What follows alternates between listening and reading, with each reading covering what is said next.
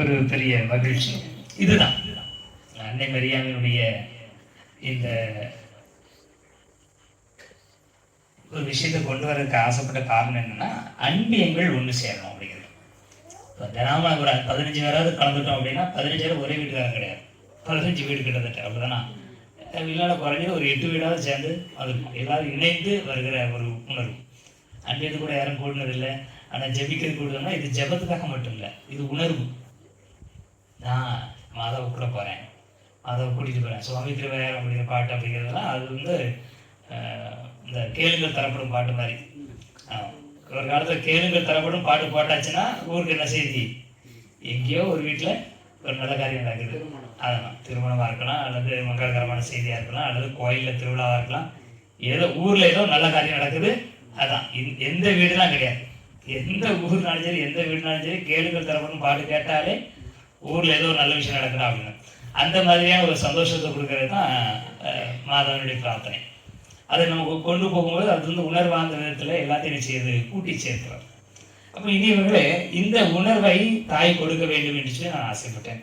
அது கிடைச்சிருக்கு அப்படிங்கிறது எனக்கு உண்மையிலே பெரிய சந்தோஷம், பெரிய சந்தோஷம். மற்ற எங்கேயும் எப்போவுமே கொஞ்சம் கலகலாண்டு கூட்டம் சேர்றது இல்லையோ ஒரு நிகழ்ச்சின்னு கொடுத்தோம்னா அது சிறப்பாக செஞ்சிடணும் அப்படிங்கிற ஒரு எண்ணத்தை கொண்ட அன்பியம். அந்த அன்பியத்தில் இப்போ அன்னையின் பெயரால் நம்ம கூடி இருக்கிறோம், ஜெபிக்கிறோம். இதுக்குன்னு ஒரு இடத்த ஒரு தொடக்க கால கிறிஸ்தவர்கள் என்ன செய்வாங்கன்னா இப்படி தான் மறைஞ்சிருந்து பூசை வைப்பாங்க. ஏன்னா தொடக்க காலத்தில் ஒரு 3 நூற்றாண்டுகள் அப்படின்னா அந்த காலத்தில் நினச்ச முடியாது. யாராவது கிறிஸ்தவர்கள் வெளிப்படையாக சொன்னோம்னா தூக்கிவே செஞ்சுருவாங்க. அதில் நினைச்ச எல்லாம் பயந்து போய் ஒழிஞ்சிருப்பாங்க. அப்போ என்ன செய்வாங்க அப்படின்னா, இன்னைக்கு எங்கே கூடுறோம், எந்த வீட்டில் ஜபம் நடக்கும் அப்படிங்கிறதுக்கு அடையாளம் வச்சோம்னா, இந்த மீன் மாதிரி ஒரு படம் வரைஞ்சி இப்போ பார்த்துருக்கீங்களா? அந்த மீன் இதனுடைய அடையாளம்னா ஒன்று கிறிஸ்தவர்கள்லாம் அங்கே கூடுறாங்க அப்படிங்கிறதுக்கான அடையாளம். சரிங்களா? அப்போ என்னைக்கு போய்கிட்டு இருக்கிறாங்க, எந்த வீட்டு வாசலையாவது அந்த மீன் மாதிரியான அடையாளம் இருக்குது அப்படின்னா, ஓஹோ இன்னைக்கு இங்கே கிறிஸ்தவங்க பூசை வைக்கிறாங்க அப்படின்னு போகிற யாராவது கிறிஸ்தவங்க நினைச்சுவாங்க. அது வந்து சிம்பிள் மட்டும்தான், யாருக்கும் எதுவும் சொல்ல மாட்டாங்க. அப்போ என்ன செய்வாங்க, அது வீட்டுக்குள்ள நினச்சிட்டாங்கன்னா அங்கே என்ன செய்வாங்க, உள்ள எல்லாருக்கும் ஜெபம் பண்ணிட்டு போவாங்க, யாருக்குமே தெரியாமல் மறைஞ்சிருந்து ஜெபித்துட்டு போவாங்க. அது பூசையில் கலந்துக்கிறது. இப்போ நம்ம வந்து தொடக்க கால கிறிஸ்தவர்கள் மாதிரி என்ன செஞ்சிடும், அன்பியமாக ஒரு குடும்பமாக இந்த நாட்டில் குழுமி நாம் ஜெபித்திருக்கிறோம், அன்னை மரியாவோடு பயணித்திருக்கிறோம். இது ஒரு உண்மையான அற்புதமான உணர்வு. சரிங்களா? அம்மா கூட நடக்கிற உணர்வு, அம்மா கூட போகும்போது ரொம்ப சந்தோஷமாக இருக்குங்களா? எந்த பாதிப்புக்கும் நம்ம என்ன செய்யறதில்ல, கவலைப்பட போகிறதில்ல. இனியவர்களே, இந்த நாளில் இந்த உணர்வை பெற்றுக்கொள்ள வேண்டும் என்று சொல்லி நான் ஆசைப்பட்டு அது நடந்திருக்கிறது. உங்களுடைய அன்பியத்தை நீங்கள் உள்ளார்ந்த விதத்தில் செய்திருக்கிறீர்கள். நன்றி, கடவுளுக்கு நாம் நன்றி சொல்லியாக வேண்டும். இந்த நாளில் நற்செய்தியோடு சேர்ந்து பார்க்கிற பொழுது சீரோவாமிலே கோபுரம் விழுந்து இவ்வளவு பேர் இறந்துட்டாங்க, பிலாத்து தலைவரை கொண்டுட்டான் என்று இயேசு சொல்லுகிற பொழுது இயேசு என்ன கேட்கிறாரு, செத்துட்டாங்களா, எத்தனை பேர் செத்தாங்க, என்னாச்சு ஏதாச்சு அப்படின்னு விசாரிக்கிறோம்.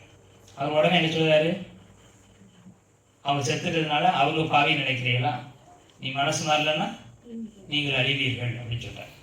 இது கொஞ்சம் குதர்க்கமாக இருக்க அப்படிதானா?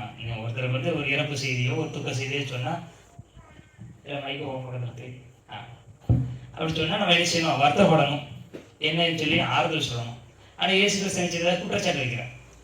அவன் செத்துட்டாங்கன்னா அவன் அப்ப எதுக்காக ஏன் அவர்கள்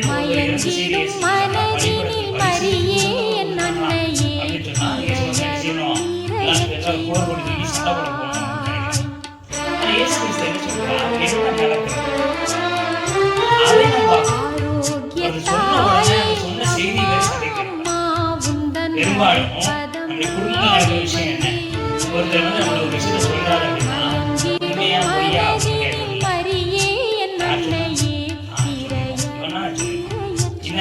கண்டிப்பா சொல்லியிருப்பானே அப்படின்னு நினைச்சிருவோம். அது உண்மையா பொய்யா சொன்னவங்க சொன்னாங்களா, 2 வார்த்தை எக்ஸ்ட்ரா சொன்னாங்களா, போடலாம். ஆனா அவங்க என்ன சொல்ல வராங்க, வழி செலுத்தும்போது சொன்னாங்க என்ன அர்த்தம், தப்பு செய்யறது கடவுள் சாதிக்காது, கோபுரம் கீழே செத்தாங்க என்ன அர்த்தம், பாவியாக்குதான் செல்லாம் அப்படி சொல்லி அவர்கள் பாவிகள், அவர்கள் இறந்து விட்டார்கள், நாங்கள் இறக்கலை. அவனை கொண்டுட்டான், நாங்க தைரியமா வாழ்ந்துட்டு இருக்கிறோம் அப்படின்னு சொல்லி மற்றவர்களை குற்றம் சாட்டுகிற விதத்தில் அல்லது இயேசுவிடம் இருந்து என்ன பிரச்சனையை கற்றுக்கிடலாம் அப்படிங்கிறதுக்காக இருக்காங்க. இன்னொருத்தர் போய் நீங்க ஒருத்தரை பத்தி குறை சொல்லுவோம். நம்ம எல்லாருமே சொல்ற விஷயம் தான். ஒருவரை பற்றி இன்னொருத்தர் போய் பேசுறோம். எதுக்காக பேசுறோம்? யாருமே பேசலையோ, அமைதியா இருக்கீல. அது ரைட்டு தாயி. நம்ம போய் ஒருத்தர் போய் குறை சொல்றோம்ல, ஏன் சொல்லுதோம்?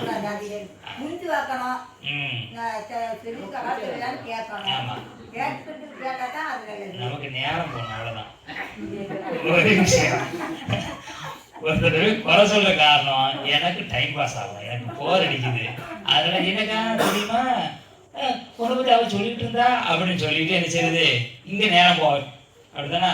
எங்க நடந்தது நடக்காதுன்னு 2 வார்த்தை இங்க பேசுறது, இங்க என்னெல்லாம் சொல்லுதாங்களா கேட்டுக்கிறது. அங்கிட்டு போச்சுல, இப்பதான் அங்க வீட்டுல இருந்து வந்தேன், பொண்ணை பத்தி கழுவி ஊத்துதா, அங்கிட்டு போனா அங்க நேரம் போயிடும். சரியா? அவன் பெரும்பாலும் நம்ம இன்னொருத்தரை பத்தி பேசுறது எதுக்கு அப்படின்னா நமக்கு நேரம் போகணும். அப்படித்தானா? போற பக்கம் இந்த நாயச்சுன்னு சொல்லிட்டு போ அப்படின்ற மாதிரி நமக்கு நேரம் போறதுக்கு நம்ம செய்யறோம், போற பக்கம் பார்த்து விட்டு போய்கிட்டே இருப்போம். அதனால யாருக்கு நன்மை யாருக்கு தீமை அதெல்லாம் நம்ம ஆய்ந்து பார்ப்பதே இல்லை. அதனால இயேசு கிறிஸ்து என்ன சொல்கிறார், நீங்கள் மற்றவர் இடத்துல இருந்து பார்க்கணும். ஒருத்தர் இறந்திருக்கணும் அப்படின்னா அது போய் தம்பாட்டு அடிச்சு சொல்லணும் அவசியம் இல்லை. உங்களால் முடிந்தால் அவர்களோடு நீங்கள் வேதனைப்படுங்கள். இன்னொருத்தர் துன்பப்படுறாரா, அந்த துன்பத்தை தீர்க்க முடியுமா, தீர்க்க முடியுங்கன்னா பாருங்க. இப்போ குறை சொல்றான்னு சொல்லி இன்னொரு இடத்துல போய் சொல்றோம்ல, குறை சொல்ற ஆள்கிட்ட நீ என்ன அவளை குறை சொல்ற, அவள் செஞ்சா செய்யற, நீ அவட்ட போய் பேச ஏன் சொல்றான்னு சொல்லுவீங்களா? சொல்ல மாட்டோம். ஏன் சொல்ல மாட்டோம்? அப்படி மட்டும் சொன்னோம்னு வச்சுக்கோங்க, நீ பெரியவா வந்து சொல்லிட்ட அப்படின்னு சொல்லி உடனே நம்மளை எடுத்து பேசுவாங்க. அப்புறம் நம்ம செய்து தான் ஊரெல்லாம் போயிட்டு இருக்கோம்.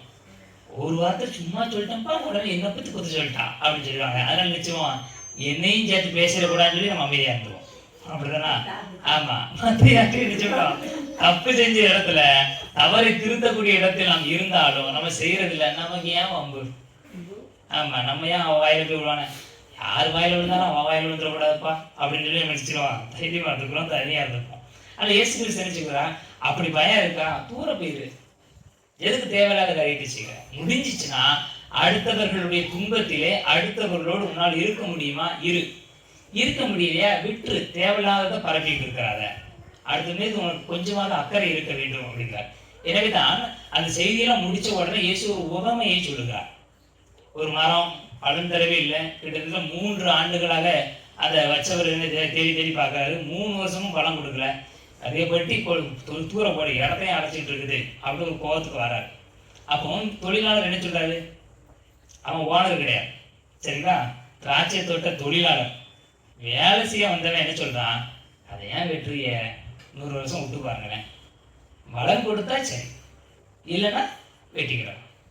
அவன் சொல்ல வேண்டிய அவசியம் இல்லைல்ல. ஓனர் என்ன சொல்லியிருக்கணும், அவனுக்கு நான் சம்பளம் கொடுக்குறேன், நான் என்ன சொல்றேனோ அதை மட்டும் செய்யும், அதுன்னு சொல்லியிருக்கணும். ஆனால் ஓனர் அதை சொல்லலை. ஏன்னா அவனுக்கு அவருடைய மனநிலை தெரிகிறது. அவர் விரக்தியில பேசுறாரு மனுஷன், விரக்தியில பேசணும்னு ஒன்று வெட்டிட்டோம்னா அவர் ஏதாவது கேட்க போறாரா, நீ சொன்னே வெட்டினேன் முடிஞ்சு போச்சு. ஆனால் அடுத்தவர் மீது இருக்கிற அக்கறை, அடுத்தவரை புரிந்து கொள்கிற ஒரு தன்மை, அதனாலதான் தொழிலாளர் என்ன செய்றாரு, அவருக்கு ஒரு வருத்தம் தான், 3 வருஷமா தேடி கிடைக்கலங்கிற கோபத்துல தான் சொல்லுதாரு. ஆனா கிடைக்கலங்கிறது தான் கோபமே தவிர மரத்து மீது எந்த கோபமும் கிடையாது. அதனால தான் என்ன சொல்றாரு, 1 வருஷம் விட்டுருங்களேன், அடுத்த வருஷம் கொடுத்தா பார்ப்போம். அவன் என்ன செய்யறான், மரம் தான் பழம் கொடுக்கல, அப்படிதானே, 3 வருஷம் மரம் பழம் கொடுக்கல. இவன் என்ன சொல்றான், நான் கொத்தி எரு போடுவேன் அப்படின்னு என்ன அர்த்தம், கொத்தி எரு போடுவேன்னு என்ன அர்த்தம். அவன் தப்பு ஏன் போட்டுருக்கான், நான் சரியா உரம் போட்டிருக்க மாட்டேன், அதான் பழம் கொடுக்கல, நான் ஒழுங்கா தண்ணி பாய்ச்சிருக்க மாட்டேன், ஒழுங்கா பயன்படுத்திருக்க மாட்டேன், அதான் பழம் கொடுக்கல, தப்பை நான் எடுத்துக்கிறேன். இந்த அம்மாலாம் உலகமா செய்விய இல்லை, அப்பா அம்மா பிள்ளைய அடிக்க போச்சு என்ன செய்விய, பிடிச்சு இழுத்து வச்சுட்டு நான் தான் சொல்ல மறந்துட்டேன், நான் தான் செல்லம் கொடுத்துட்டேன் அப்படி சொல்லி இல்லை. ஆமா, அம்மா வர பிள்ளைய அப்பாவை அடிக்க விட மாட்டோம், பிடிச்சி வச்சுக்கிடுவோம். என்ன தப்பு பண்ணியிருந்தாலும் அவன் என்ன தப்பு பண்ணாலே நமக்கு தெரிஞ்சிருக்காது. ஆனாலும் நம்ம அடிச்சுவோம், நான் தான் சொன்னேன் நீ எங்க அடிக்க வரிய அப்படின்னு சொல்லி பிள்ளைகளை காப்பாற்றுற மாதிரி இந்த தோட்ட தொழிலாளர் நினைச்சிட்டாரு, நான் இப்போ உரம் போட்டுருக்கிறேன், அவன் தண்ணி பாய்ச்சிக்கிறேன், ஏன் மேலே தப்பு இருந்துக்கலாம்ல, 1 வருஷம் கொடுக்குறேன் என்று பரிந்து பேசுகிறார். ஏன்னா தோட்ட தொழிலாளர் அந்த மரத்தினுடைய உயிரை பார்க்கிறார், இன்னொரு மனிதனுடைய மனத்தை பார்க்கிறார். அப்ப எப்பொழுது ஒருவர் இன்னொருவருடைய மனநிலையை புரிஞ்சுக்கிற பார்க்கிறாரோ, அவருடைய தவறை தன்னுடைய தவறாக ஏற்றுக்கொள்கிறாரோ அவர் இன்னொருத்தர் போய் குறை சொல்ல மாட்டார். இன்னொருத்தர் குறை சொல்லும் போதுதான் இயேசு கிறிஸ்து சொல்கிறார், அவன் தப்புன்னு எனக்கு சொல்ல வந்தீங்கன்னா நீ மிகப்பெரிய பாவி. ஏன்னா அவன் என்னை பத்தி சொல்லியிருக்கான், நீ அவனை பத்தி சொல்றல்ல, ரெண்டும் ஒண்ணு தானே. இன்னொருத்தர் குறை பேசுறது தானே, அதுல என்ன பெரிய புனிதம் இருக்கிறது? அது தேவையில்லாத ஒரு செயல் அப்படிங்கிறது இயேசு என்ன செய்கிறாரு, இந்த ஓமை வழியாக சொல்லிக் கொடுக்குறார். எனக்கு தெரிஞ்ச வரையில இந்த ஒரு மாசத்துல யாருக்கும் யாரை பத்தி குறை பேச டைமே இருந்திருக்க. அப்படித்தானா? இன்னைக்கு சாயந்தரம் யார் வீட்டுக்கு போகிறது, மாதா எப்போ கொண்டு போறோம், எத்தனை மணிக்கு கொண்டு போறோம், அதிகம் நம்ம அதை பற்றி தான் யோசிச்சிருப்போம், அதை பற்றி தான் பேசியிருப்போம். மாதா நம்முடைய வீட்டுக்கு வரும் வரைக்கும் நினைச்சிருப்போம், மாதா சொல்ல இன்னைக்கு வரும், இன்னைக்கு அவங்க வீட்டுக்கா, இன்னும் 4 நாள் நம்ம வீட்டுக்கு வரும் அப்படி வச்சிருப்போம். மாதா சொல்லுவோம் வந்துட்டு போன பிறகு என்ன நினைச்சிருப்போம், சே நேற்று வரைக்கும் ஜெபம் பண்ணோம், நேற்று வரைக்கும் பூ வச்சோம், நீ சொன்னீங்களா லைட்டு போட்டேன், இப்போ லைட்டு போட கொடுத்து வாங்கல. அப்போ அதை நம்ம பார்த்துங்க, மாலை கிட்டத்தட்ட 1 மாசம் வரைக்கும் நம்மளை வேற எதையுமே சிந்திக்க வைக்கல. அப்படிதானே? மாலை எவ்வளவு ஈஸியா ஒரு எண்ணத்தை மாற்றுறாங்க பாருங்க. இன்னொருவரை பற்றி யோசிக்கிறதுக்கோ, இன்னொருத்தரை பற்றி குறை சொல்றதுக்கும், இப்பவும் அதே பிரச்சனை இருக்கும், இப்பவும் அதே பகைமை இருக்கும், இப்பவும் அதே வெறுப்பு இருக்கும், கோபம் இருக்கும். ஆனா அந்த 1 மாசத்துல இருந்த கோபத்தை வெளிப்படுத்தல. அப்ப மாதா நமக்கு இந்த பவனியாக ஒரு வீட்டுக்காக வந்துட்டு போற ஒரு நிகழ்வு மூலமாக என்ன சொல்ல விரும்புகிறா, நீ கோபப்படியா கோபப்பட்டுக்க, உனக்கு இன்னும் பகைமை இருக்கா வச்சுக்க, வெளிக்காட்டாத, அதை வச்சு என்ன செய்ய, வெளிக்காட்டி என்ன செய்ய, நீ ஒரு வார்த்தை சொல்லிட்டு அந்த வார்த்தை ஏன்டா சொல்லணும்னு சொல்லி நீ வருத்தப்படணும், ஏன் பார்த்து என்ன சொல்றான்னு சொல்லி அவன் வருத்தப்படணும். அப்படிதானே? ஒரு வார்த்தையை சொல்லிட்டு 2 பேருமே வருத்தப்படுறதுக்கு எதுக்கு சொல்லணும்? சொல்லாமலே இருந்துடலாம், முடிஞ்சு போச்சுல. அன்னை மரியாதை அதேனால தான் எந்த வார்த்தை யாருக்கிட்டையும் படிச்சுன்னு சொல்லவே இல்லை. இது விழுத்தியை வாசிச்சிங்கன்னா கபிரியல் வானதூர் வந்த நிகழ்வாக இருக்கலாம், இயேசு பிறந்த நிகழ்வாக இருக்கலாம், இயேசுனுடைய பிறப்பை பற்றி யார் சொல்கிறாங்க, இடையர்கள் வந்து சொல்கிறாங்க, எங்களுக்கு நாங்கள் தூங்கிக்கிட்டு இருந்தோம், இடையை ஆடுகள்லாம் காவல் காத்துக்கிட்டு இருந்தோம், வானதூதர் வந்தாங்க, இந்த பாட்டெலாம் பாடினாங்க, இந்த இடத்துல குழந்தை பிறந்துக்கு சொன்னாங்க, நாங்கள் வந்து பார்த்தோம், எல்லாம் அப்படியே இருக்குது அப்படின்னு. அன்னை மரியா என் பிள்ளை இல்லை, நான் கடவுளுடைய தாயில்லா, எனக்கு தெரியாதா அப்படின்னு எந்த தம்பட்டும் அடிக்கணும். தன்னுடைய சொல்லப்பட்ட எல்லா வார்த்தைகளையும் தனது மனதில் இருத்தி வைத்திருந்தார். கோயிலுக்கு கூப்பிட்டு போகிறாங்க, கோயிலில் விருத்த சேதம் செய்கிற பொழுது சிமியன் சொல்கிறார், இது பலருடைய மீட்புக்கு காரணமாக இருக்கும், உன்னுடைய உள்ளத்தை ஒரு வாழ் விடுவோம், வெளியே யாரையும் சொல்லலை, அதையும் மனசுலேயே வச்சுட்டான். அன்னை மரியாள் எப்பொழுதுமே எல்லாவற்றையும் தன் மனதுக்குள் வைத்துக் கொள்வார். தன்னை நேர்மறையாக பேசினாலும் சரி, தன்னை எதிர்மறையாக பேசினாலும் சரி, அவதூற சொன்னாலும் சரி, எல்லாவற்றையும் தனக்குள்ளே வைத்துக் கொள்கிறார். இயேசுவை அன்னை மரியா ஒருத்தரை நினைச்சுவாங்க, கூப்பிட போவாங்க. அப்படிதானா?